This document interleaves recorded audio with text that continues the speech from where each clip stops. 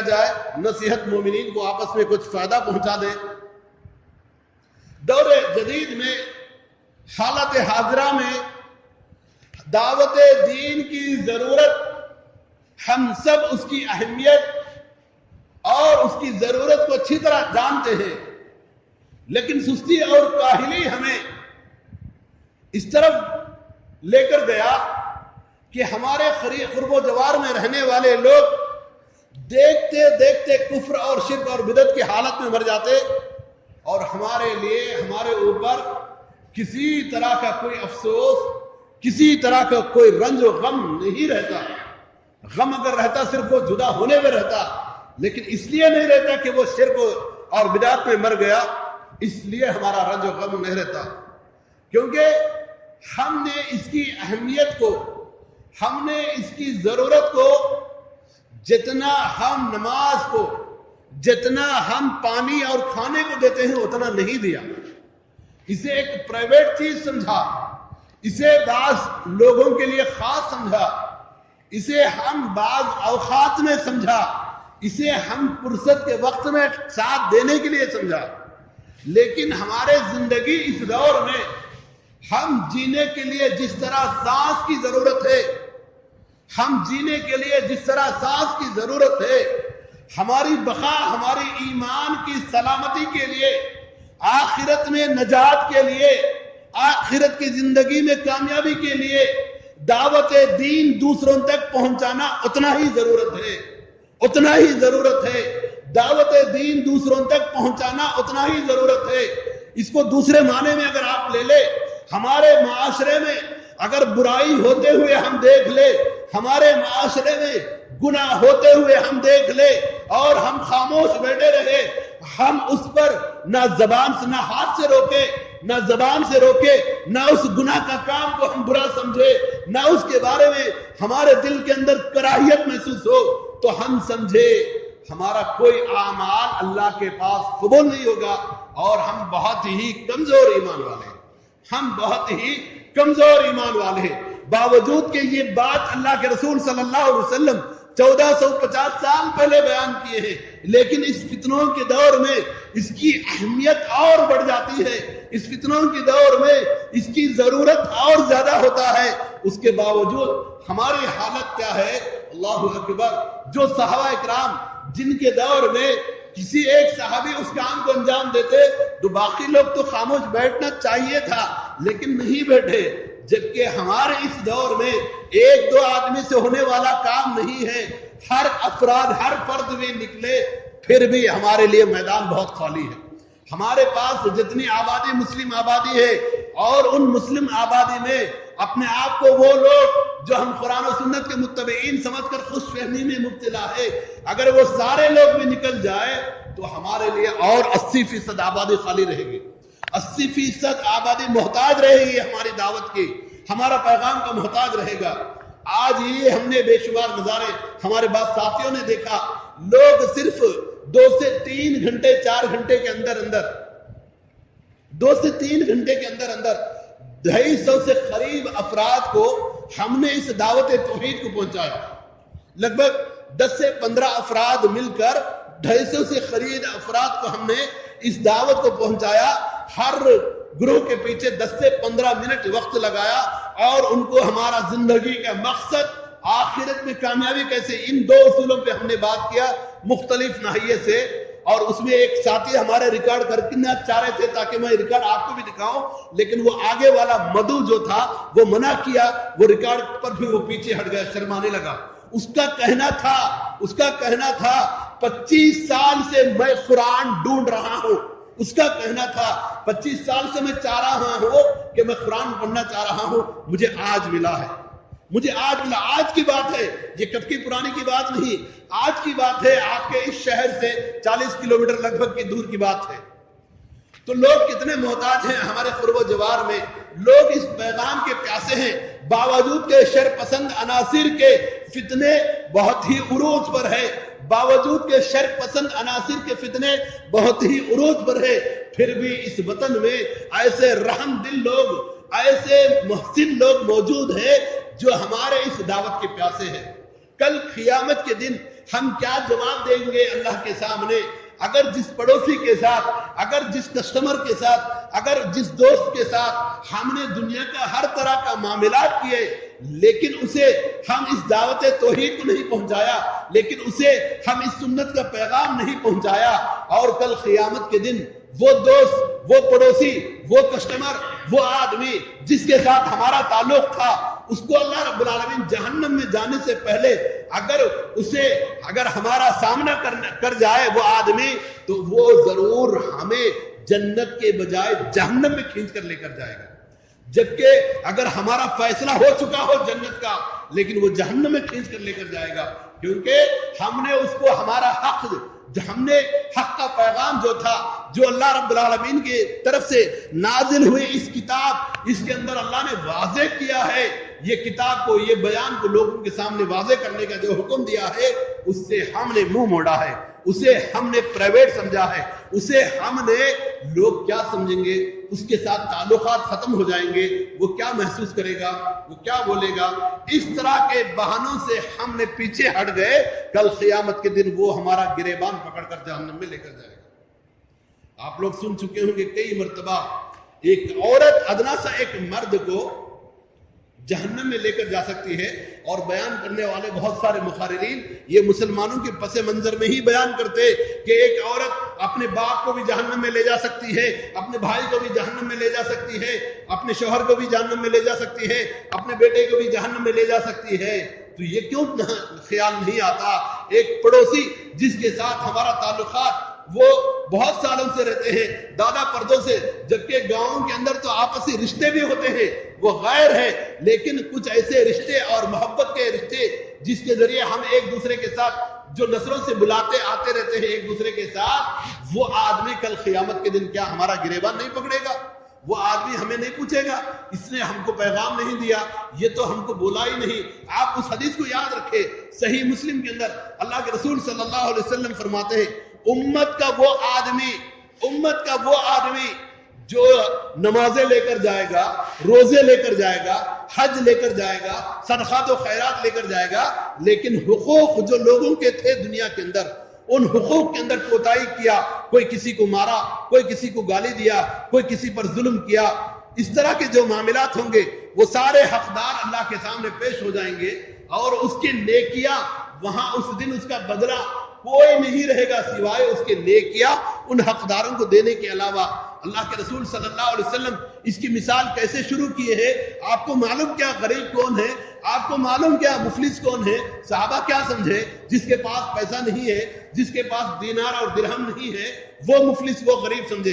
لیکن اللہ کے رسول صلی اللہ علیہ وسلم نے کیا کہا؟ آپ صلی اللہ علیہ وسلم کہتے ہیں، میرا امت کا مفلس، میرا امت کا غریب آدمی وہ ہے جو نمازوں کا ڈھیر لے کر آئے گا، جو روزہ لے کر آئے گا، حج لے کر آئے گا، صدقات و خیرات لے کر آئے گا، بے شمار نیکیاں لے کر آئے گا، لیکن وہ کسی کو ظلم کیا، وہ کسی کو مارا، وہ کسی کا حق تلفی کیا، اس طرح کے جو معاملات ہوں گے، حقوق کے معاملات، وہ سارے دعوے دار کھڑے رہیں گے، اور اس کے پاس کوئی چیز نہیں رہے گا ادا کرنا سوائے اس کے نیکیوں کا۔ اور اللہ رب العالمین جو عدل و انصاف کا جو حکم دے گا، اس کی تمام نیکیاں نکال کر ان حقداروں کو دے گا، باوجود کہ اور بہت سارے حقدار رہیں گے، اس کے نیکیاں ختم ہو جائیں گے۔ حکم ہوگا اس کے تمام جو حقدار لوگ ہیں ان کے گناہوں کو اس کے سر پہ ڈالا جائے، اور اس کے نمازیں ختم، اس کے روزے ختم، اس کے حج ختم، اس کا صدقات و خیرات ختم۔ یہ کہاں جا رہا ہے؟ جہنم کا ایندھن بن رہا ہے، یہ جہنم میں جا رہا ہے۔ کیا کل قیامت کے دن وہ آدمی سر فہرست نہیں رہے گا؟ حق میں سب سے پہلا حق اس قرآن کریم کے پیغام کو، اللہ کی اس بات کو ان لوگوں کو پہنچانا، یہ بھی اللہ کے حقوق میں، بندوں کے حقوق میں کوتاہی ہے۔ اس کی وجہ سے سب سے ٹاپ لیول میں اس وقت وہ لوگ حاضر ہوں گے جو بندوں کے حقوق میں سب سے پہلا ان کا حق بنتا تھا، انہیں دعوت اللہ، انہیں کلمہ توحید کو تعریف کرانا تھا، انہیں شرک سے دور کرنا تھا، اس کا تعارف کروانا تھا اور اس کے بارے میں بتانا تھا۔ وہ نہیں بتائے، اس کے نتیجے میں اس کے سارے نیکیاں پورے ضائع ہو جائیں گے۔ اور بول کر اللہ رب العالمین ایک جگہ تو فرما دیا، شرک کرنے والوں کا انجام کیا ہوگا؟ فَحَبَاهَمْ مَنْصُورًا، اللہ رب العالمین اس کو ریت کی ذرات کی طرح اڑا دے گا۔ کیا اس کے نیکیوں کو نہیں اڑائے گا اس دن؟ اللہ اکبر ضرور اڑا دے گا۔ سامعین کرام، سب کو معلوم ہے، بس آپ لوگوں کو جھنجھوڑنے کی ضرورت ہے۔ آپ لوگوں کو صرف ایک میسج دے رہا ہوں، ہمارے قرب و جوار میں بہت سارے لوگ پیاسے ہیں، ہمارے قرب و جوار میں بہت سارے لوگ آج بھی ضرورت مند لوگ ہیں جو ہمارا پیغام سننے کے لیے، بس ضرورت اس بات کی ہے۔ اور اس بات کو یاد رکھیے، اللہ رب العالمین نے واضح انداز میں کامیاب کون ہے اس کی سرٹیفکیٹ دیتے ہوئے، اس کی گارنٹی دیتے ہوئے اللہ رب العالمین نے کہہ دیا ہے کون کامیاب ہے۔ وَلْتَكُمْ مِنْكُمْ أُمَّةٌ يَدْعُونَ إِلَى الْخَيْرِ وَيَأْمُرُونَ بِالْمَعْرُوفِ وَيَنْهَوْنَ عَنِ الْمُنكَرِ وَأُولَٰئِكَ هُمُ الْمُفْلِحُونَ۔ وہ لوگ کامیاب ہیں جو لوگوں کو برائیوں سے روکے، لوگوں کو اچھائی کا حکم دے۔ یہ کام کرنے والے، امت کے اندر یہ کام کرنے والے کامیاب ہے کہہ کر بول دیا اللہ تعالیٰ۔ اگر یہ کام نہ کرے، یہ کام سے روگردانی کرے، اس کام سے منہ موڑے، اللہ کے طرف سے عذاب آئے گا، اللہ کے طرف سے عذاب آئے گا۔ جبکہ بے شمار عذاب کے جھلکیاں ہم دیکھ رہے ہیں، بے شمار عذاب کے جھلکیاں ہم دیکھ رہے ہیں۔ یہ تو اللہ کہہ رہا ہے یہ تو چھوٹے چھوٹے عذاب ہیں، ان کے لیے دردناک عذاب اور بڑا عذاب ہے، آخرت کا عذاب دردناک ہے۔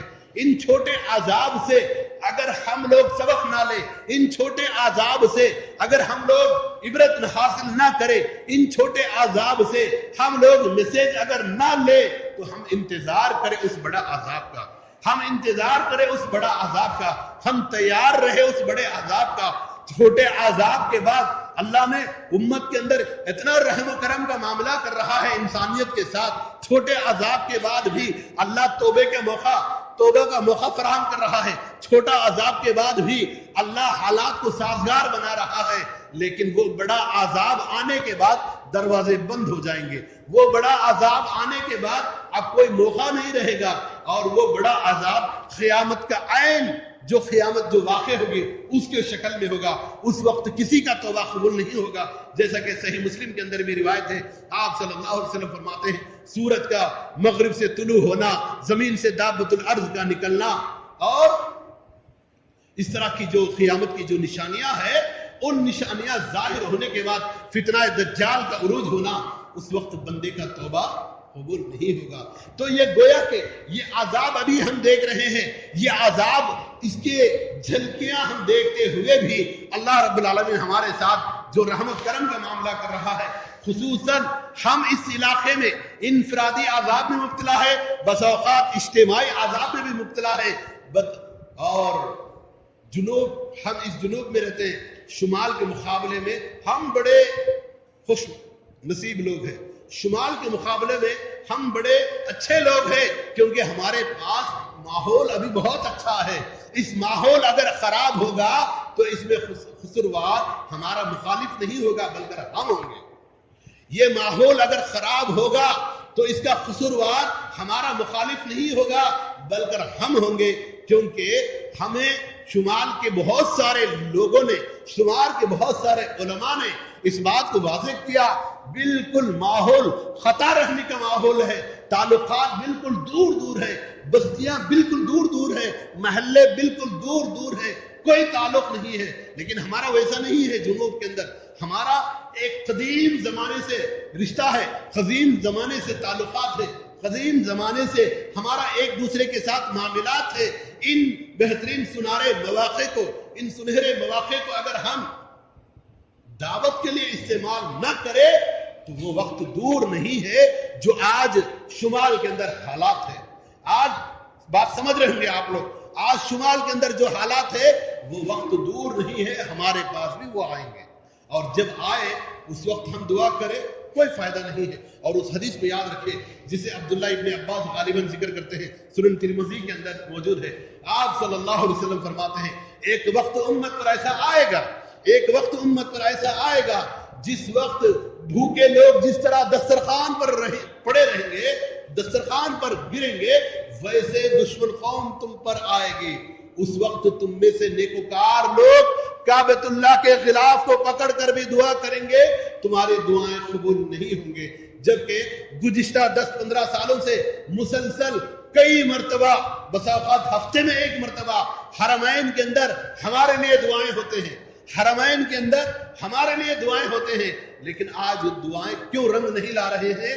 उसी रिवायत के अंदर अगर हम देखा जाए, अब्दुल्ला इब्न अब्बास फरमाते हैं इसलिए होगा, दुआएं इसलिए कबूल नहीं होंगे, उनमें लोग अमर बिल मारूफ व नही अनिल मुनकर का काम छोड़ देंगे, अच्छाइयों का हुक्म देना, बुराइयों से रोकने का काम छोड़ेंगे। आज कौन है कोई नौजवान अगर कटिंग एक वैरायटी स्टाइल में कर ले तो उसे ये गलत बोलने वाला कौन है? आज कौन है कोई नौजवान बुराइयां करते हुए मुब्तला हो जाए, वो ये गलत बोलकर बोलने वाला कौन है?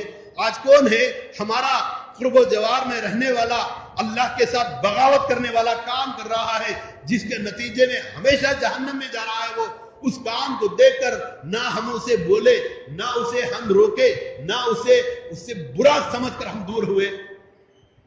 हम अपने आप को तौहीद वाले तो समझ रहे हैं, लेकिन आगे वाला जो काम कर रहा है उसके बारे में हमारे दिल में कहां तक कराहियत महसूस हुई, हमें सोचने की जरूरत है।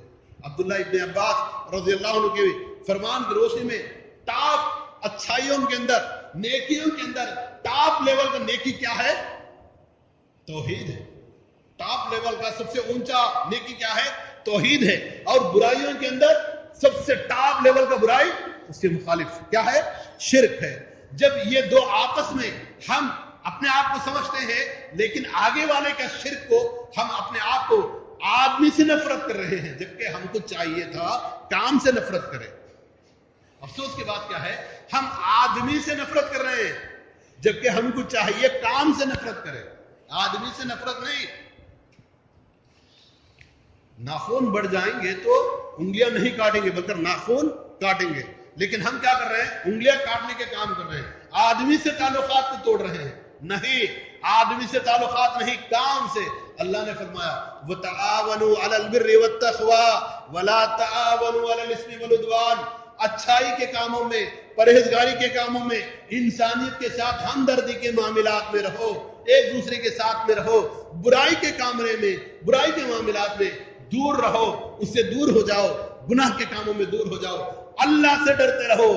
अल्लाह का अजाब यकीनन आने वाला है, अल्लाह का हुक्म है। अब कहां है, कहां हम बुराइयों से दूर रहते हैं?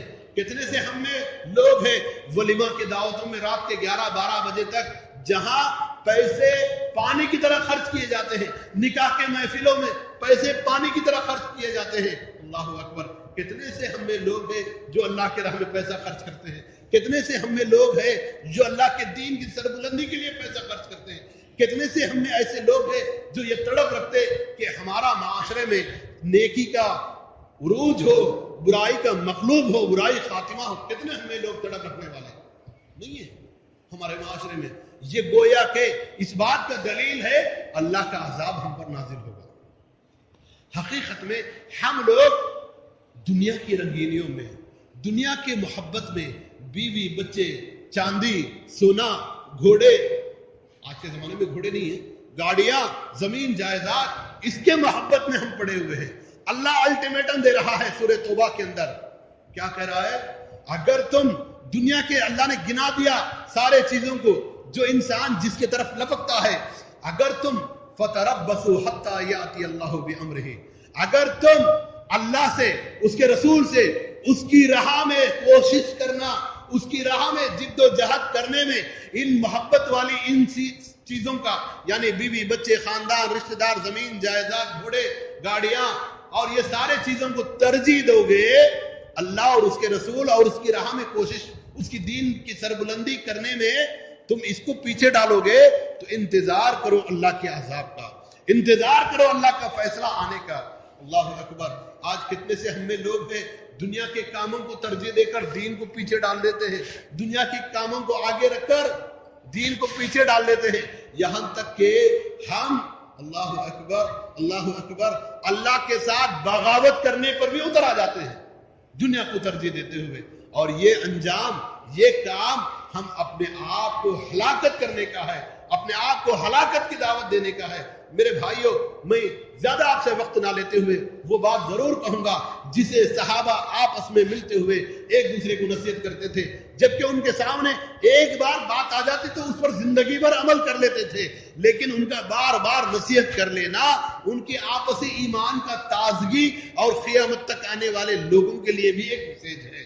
امام شافعی رحمہ اللہ فرماتے ہیں سورۃ العصر کو صحابہ اکرام جب بھی آپس میں ملاقات کر لیتے تو ایک دوسرے کو سنا لیتے تھے، جبکہ خالد ہم سمجھتے اس میں 4 آیتیں ہیں، لیکن ان 4 آیتوں کے پیچھے بڑا مفہوم ہے، پوری زندگی کے مقصد ہے۔ اللہ نے قسم کہا رہا ہے، زمانے کی قسم یا وقت عصر کی قسم،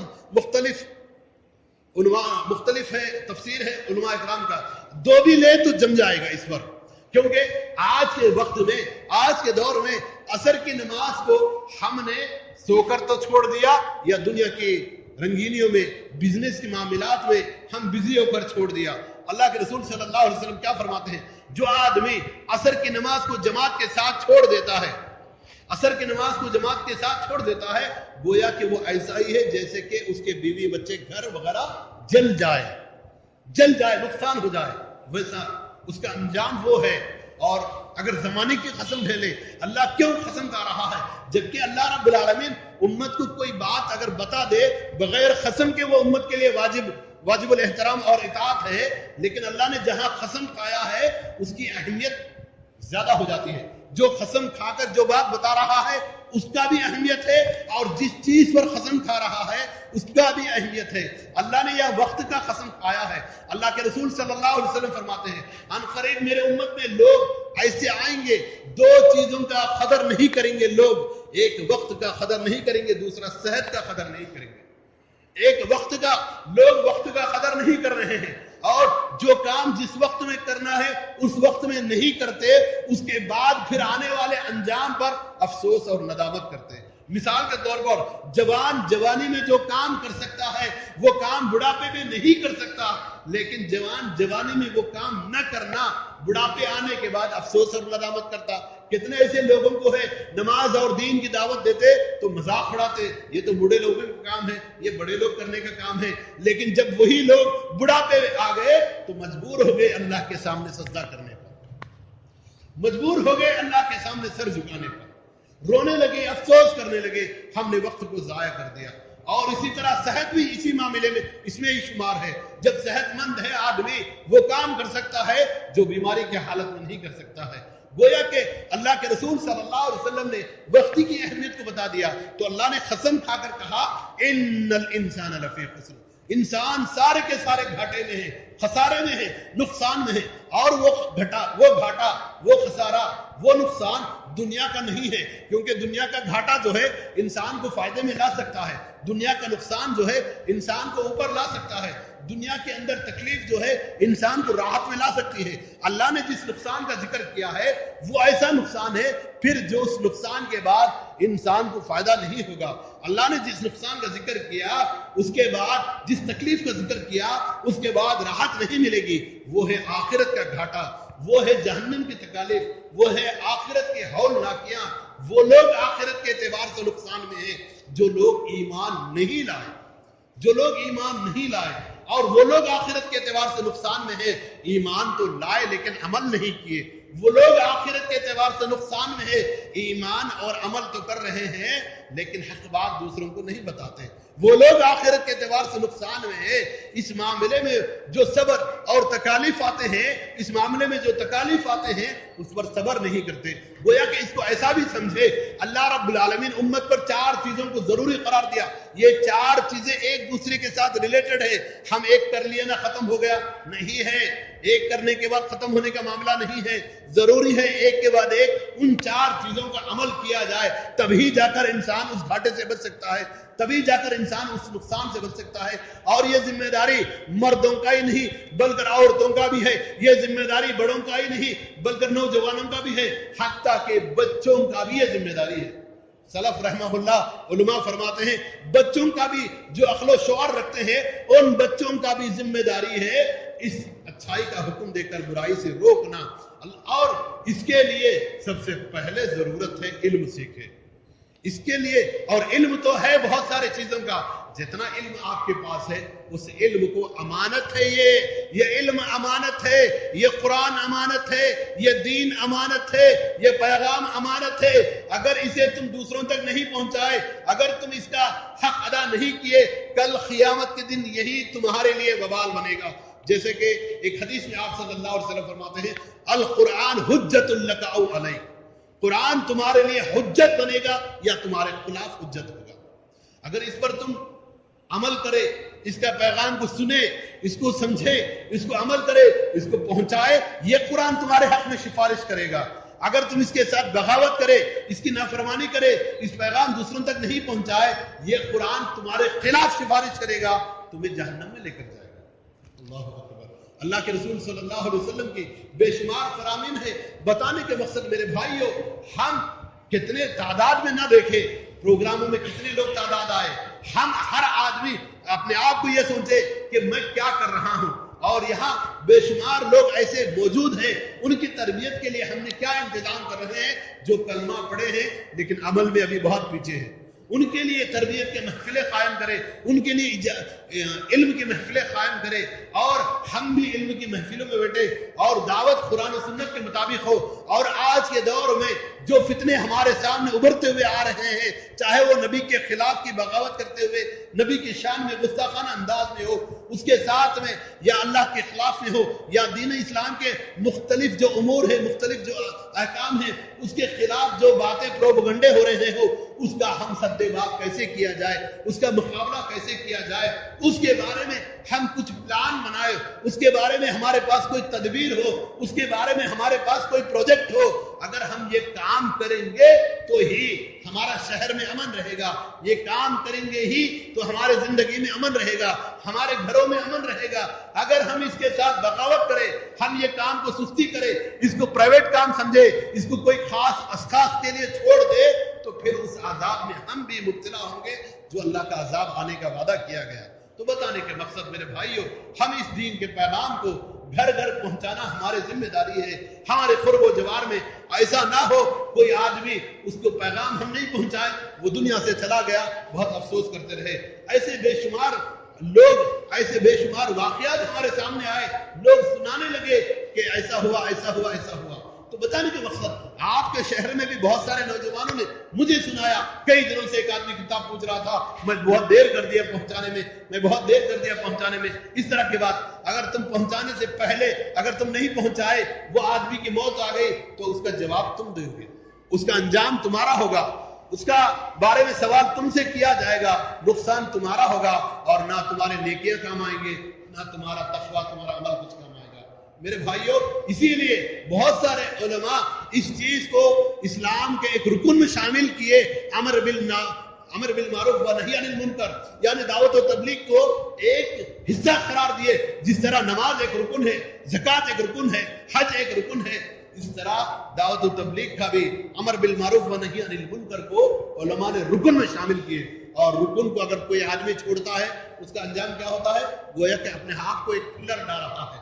اسی لیے میرے بھائیوں, ہماری ذمہ داری ہے, ہم اپنا حد المقدور, اپنے استطاعت کے مطابق ہماری ذمہ داری ہے, ہم اس پیغام کو لوگوں تک پہنچائے, یا پہنچانے والے جو ہوتے ہیں کم سے کم ان کے ساتھ دینے والے بنے, اور اسلام کے خلاف میں ہونے والے ان سازشوں کا جہاں بہترین انداز میں اللہ نے قرآن میں جواب دیا ہے, رسول اللہ صلی اللہ علیہ وسلم کی زندگی میں بہترین نمونے موجود ہیں, اس کو ہم سامنے رکھے. جیسے کہ ابھی آپ نے مغرب کی نماز میں امام صاحب کی جو آیت آپ نے تلاوت کی ہے, وَمَنْ أَحْسَنُ قَوْلًا مِّمَّنْ دَعَا إِلَى اللَّهِ, اس آدمی سے بڑھ کر اچھی بات اور کس کی ہو سکتی ہے, لوگوں کو اللہ کی طرف بلائے, نیک اعمال کرے, اور لوگوں کے سامنے پریکٹیکل انداز میں دنیا میڈیا جو مسلم کے بارے میں غلط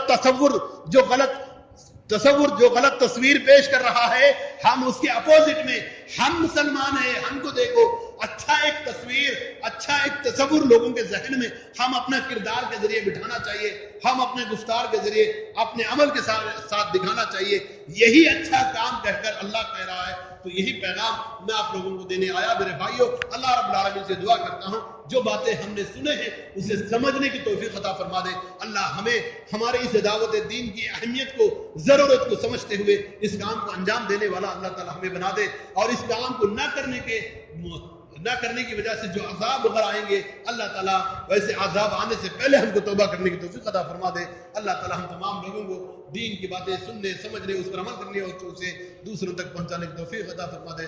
ربنا تقبل منا انک انت السمیع العلیم وتب علینا انک انت التواب الرحیم.